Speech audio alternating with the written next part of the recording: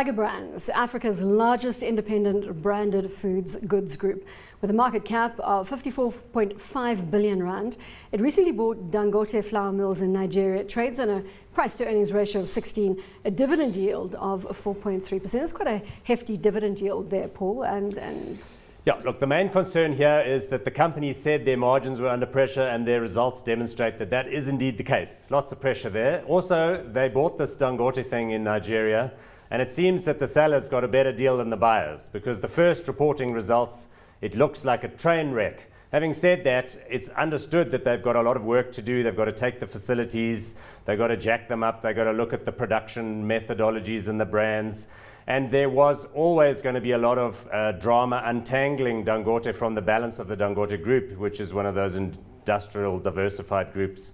Aliko Dangote being, Nigeria's wealthiest man, you can well imagine he was going to be pretty sharp on the selling side. Daniel, are you as concerned as Paul is about the recent news flow? Yes, I am.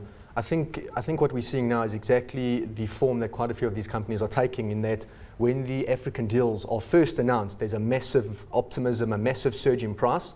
And then over time, we actually see how difficult it is to operate in some of these African countries. So the Dangote results in the most recent Tiger Brands results were quite disappointing. And I think that gave investors a bit of a fright. Guys pulled out. You can see that the price is a bit weak after that. Just to move away slightly from that for a second, you also saw that some of their local operations were quite disappointing, specifically in the groceries space. So they're getting a lot of competition locally from house brands. They're getting cost push increases from the soft commodities like Paul mentioned. So at the moment, a tough local environment and the African environment not saving them the way that people thought it might. But surely under Peter Mtlare, this group should do good, Paul? Yes, I like him a lot, and I like his financial director, Funke Ngadaro, a lot as well. They've got very good operational management. They've always had good people in the different businesses, whether it's like enterprise or the coup operations or, the operations that they bought up in Africa also. So I don't worry too much about management execution. And I think you've got to keep facing forward. This is a company that's share price trading around 300 Rand a share, continues to trade there.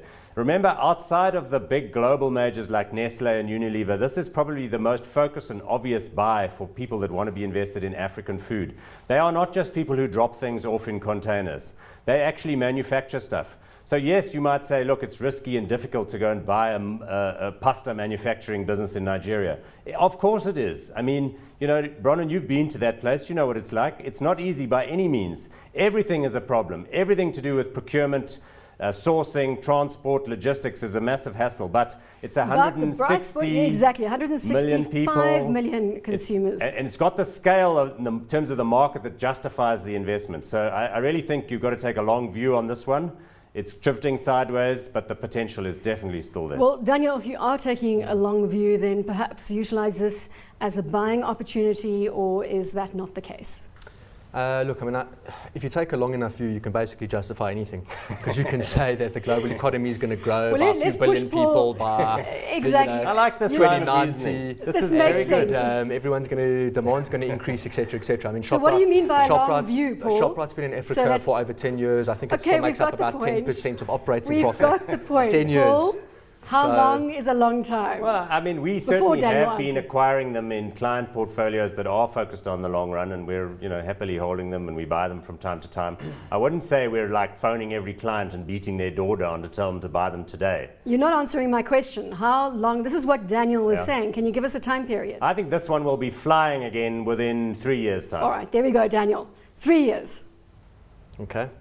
Now what? Now tell me whether you should buy it for 3 years. Is that because then the Nigerian consumer is going to go from a GDP per capita of X to triple that? Or how's it? Definitely, yes. That as well. There we go. So Nigerian consumer. 3 years for the Nigerian consumer. Is that enough now for you to answer? Within 3 years, they will have kind of resolved all of the issues. They will have launched a whole lot of Tiger brands that are very strong here, up there in Nigeria. They will have taken over, the production and distribution system. They will have done another 5 deals across Africa. They will have sorted out the issues around margins in the fruit business. 3 years is a long time. A lot of good things can happen in 3 years. Come, Daniel, now. Is that enough information for you? to take the next step and answer my question. But what's that? The question was whether for over a 3-year time horizon, would you utilize the pressure now as a buying opportunity? Look, I think at the moment I'm still a bit skeptical, so I'd probably lay off for now. All right, sure, it took a lot to get that out of you. Hot or not, Paul? Yeah, on I'm Tiger giving Brands? it the hot on account of the buy now for the tomorrow's move thesis.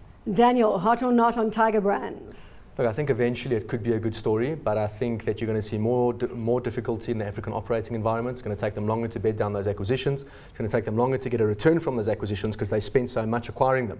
So for now, I'm going to say not hot.